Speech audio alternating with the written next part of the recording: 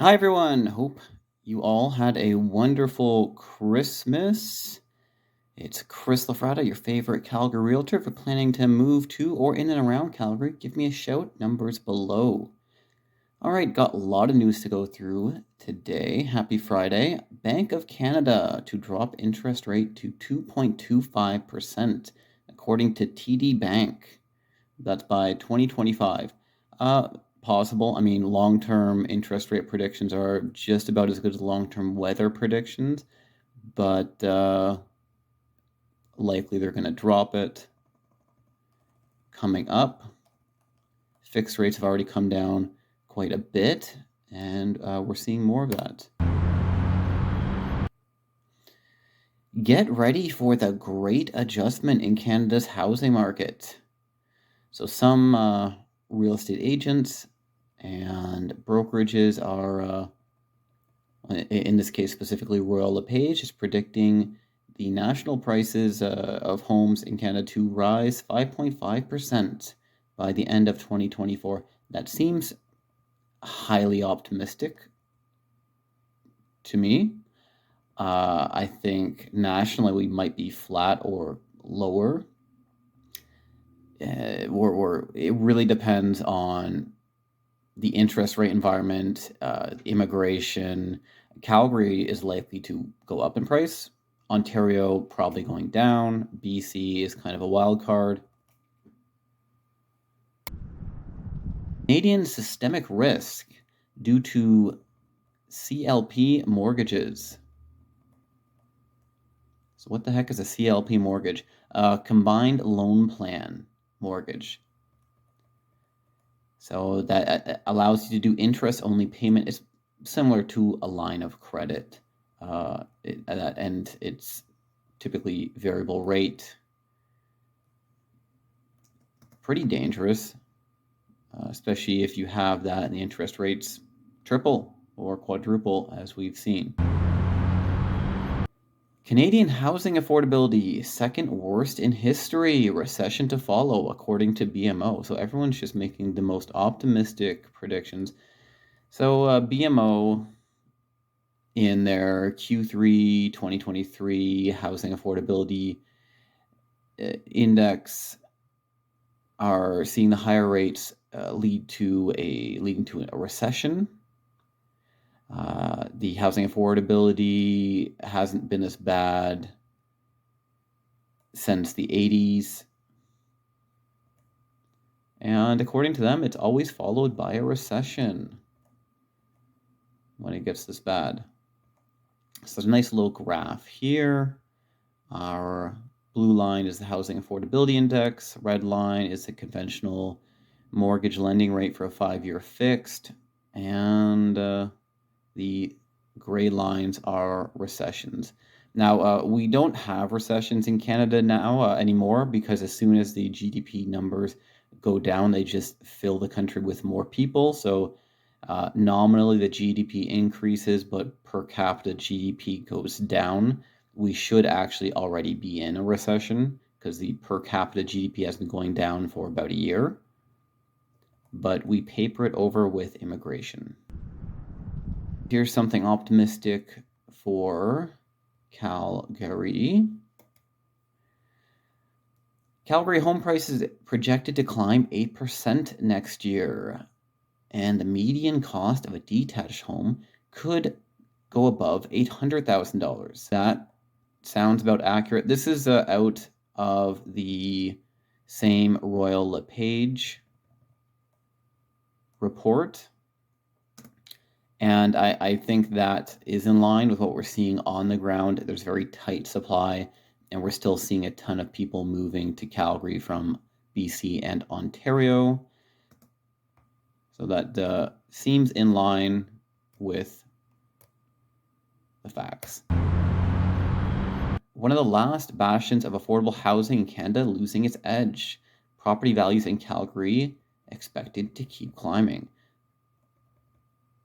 Correct.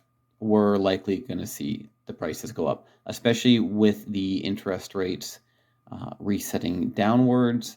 That is going to reignite the Calgary market in the spring. Mortgage rates are finally dropping as 5-year rates fall below 5%. We're seeing quite a lot of 5-year fixed rate mortgages in the 4%, which is great.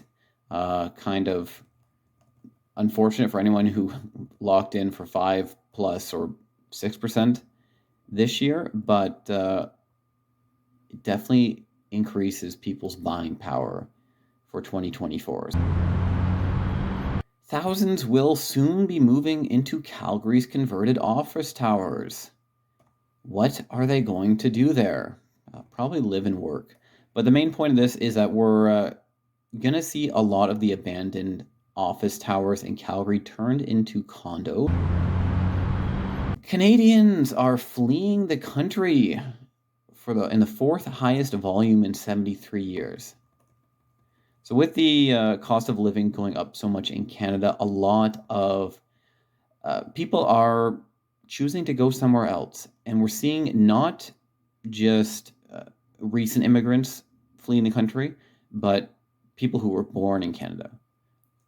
Even if you look back 10 years ago, the opportunities in Canada, it's harder to get by. So if you have a profession that you can get employment in the United States, or who knows, maybe Europe or Asia, people are looking elsewhere, and I don't think that's beneficial. We're going to see a brain drain in Canada. Rents would be tapering off if not for higher immigration. That's from the Bank of Canada governor. So that's the Bank of Canada. They're trying to lower the inflation, whereas the federal government, with their spending policies and their immigration policies, they're bringing the inflation up. It's kind of a tug of war, but it's very hard for the federal government to claim that they haven't been causing a great deal of this inflationary pressure with their policies. Canada's economy flatlines, but soft landing still possible. Economy, it really depends on if you're over leveraged. So if over the past 5 years you bought 12 properties and they all have mortgages, you're probably tightening your belt, if not declaring bankruptcy. But if you didn't go down that route, you might be doing just okay. In Northern Ontario, there are some villages sprouting up in the woods.